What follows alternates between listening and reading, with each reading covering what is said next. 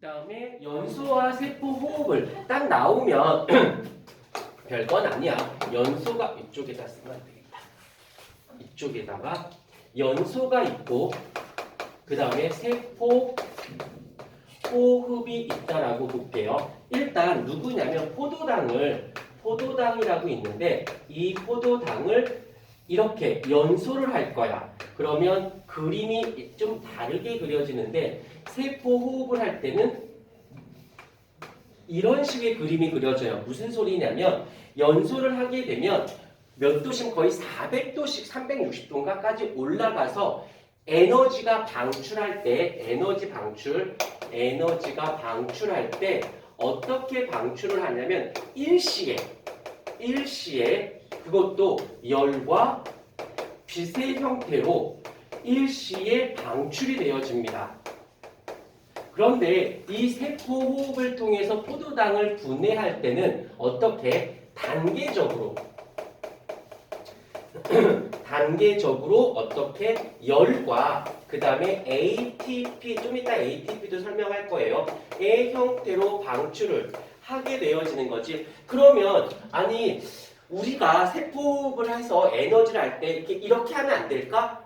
만약에 이렇게 한다고 진짜 그럼 먹었어. 그러면 이렇게 한다면 몸에서 열도 나고 몸에서 빛도 나오겠지? 그러면서 일시에 그러면 안 먹으면 못 나오잖아.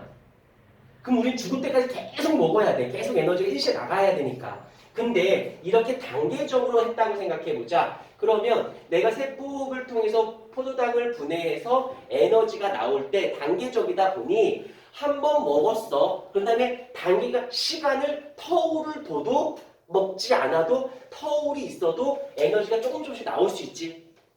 오케이. 그래서 너희도 그런 거 있지 않니? 뭐 어벤져스들 보면 갑자기 막 빛도 나오고 막 이렇게 순간적인 힘도 되게 세고 이게 이론상 어떻게 에너지 방출량을 좀 늘리게. 실제로 소련에서 지금은 러시아인데 예전에 소련일 때 그런 사람을 만들어 보려고 했던 시도가 있었다고 해요.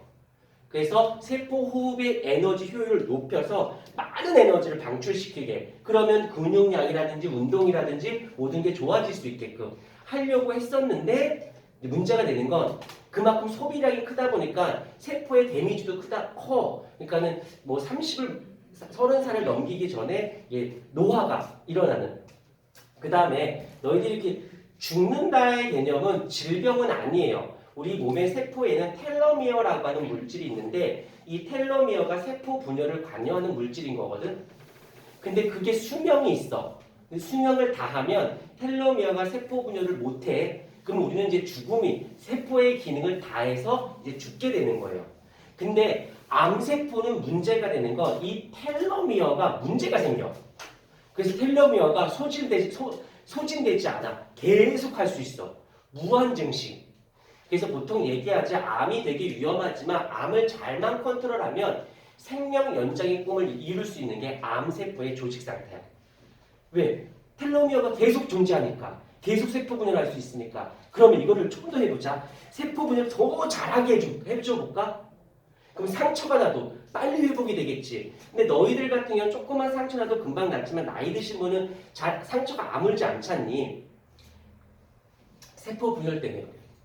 그럼 그걸만 잘만 해주면 나이를 젊게 갈 수도 있겠죠.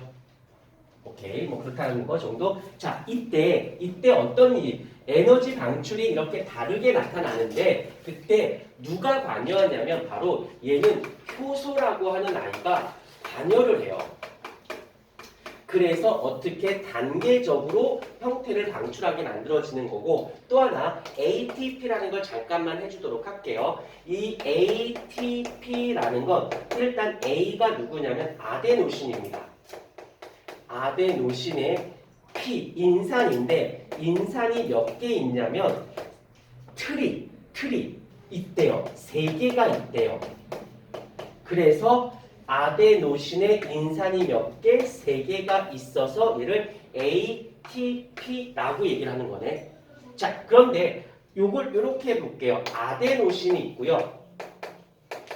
그 다음에 인산이 2개가 있다라고 생각을 한번 해보십시다. 그러면 어떻게 이름을 붙여주냐면 아데노신에 인산이 D, 더블 DP 두 개 있다는 뜻으로 ADP가 되어지는 거네. 그러면 여기서 ADP에서 ATP가 되려면 어떻게 해줘야 돼? 여기에다가 뭐가 붙어야 돼? 인산이 붙으면 ATP가 되지 않니? 이렇게 무엇을 해? 합성을 할 땐 에너지가 들어갑니다.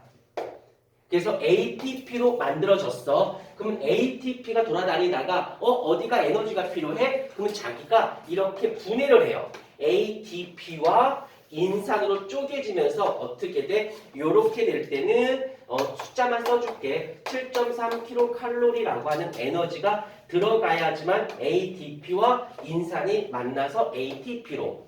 ATP가 ATP와 인산을 나눌 때는 에너지가 나가요.